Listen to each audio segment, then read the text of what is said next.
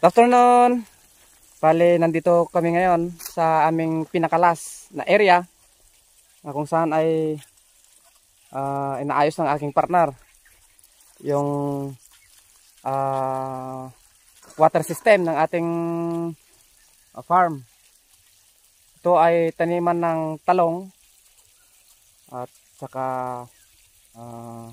wing bean dyan sa parte na bakante na yan. Silipin natin guys kung ano yung ginagawa ng aking partner. Ito pala guys ay meron ng tumutulong na ganyan. Tingnan natin kung abot ba hanggang sa dulo yung patubig natin. Ayan, ganyan. Abot na abot guys hanggang sa pinakadulo. Ayan.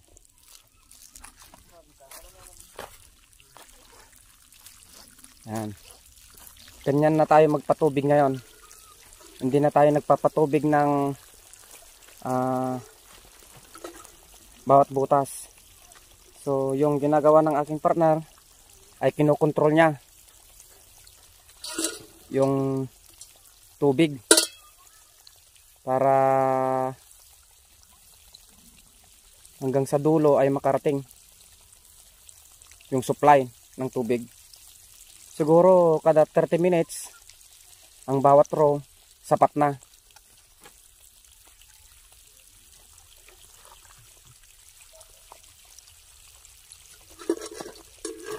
At kailangan nating i-clip pagkatapos nating kontrolin. So gaya niyan, lalagyan niya ng screw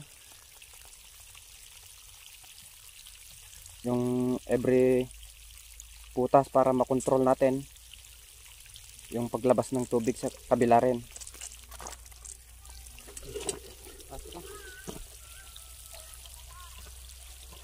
At meron pang natitirang 5 row sa mga lalagyan natin ng pipings. At natapos na rin yung 2, 4, 6, 7, bali 8, 13 lahat na row yung magagawa natin. So nasa testing procedure na tayo para sa automatic na water system natin. Hindi naman totally automatic guys, kasi nga kailangan pa rin ng tao para magdugtong sa mga hose.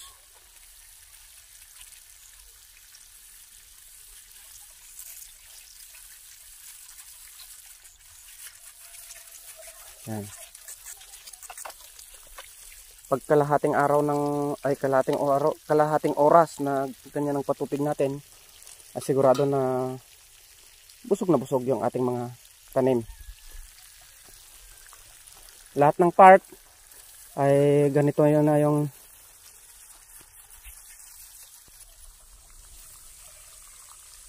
so yun, kailangan pa nating testingin lahat. Pero yung nasa loob ng mulch guys ay tapos nang matesting yan. At okay na siya. Ayan, ganyan ka kwan lang. Hayahay ka lang na magtrabaho pag ganyan. Wala pang 3 minuto yan. Nagbubuga ng tubig. Kaya ganun na kahetik. Yan, natest na rin yan guys.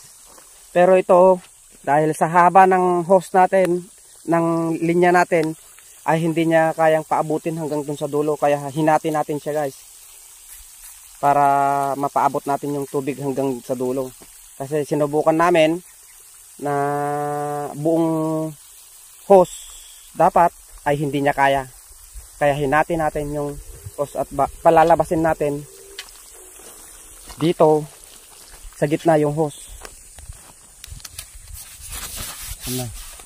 Dito. So hilahin natin yan, palalabasin natin dyan sa gitna. Nakalabas na yung iba. Hilahin lang natin ng kunti yan para hindi na siya nasa ibabaw.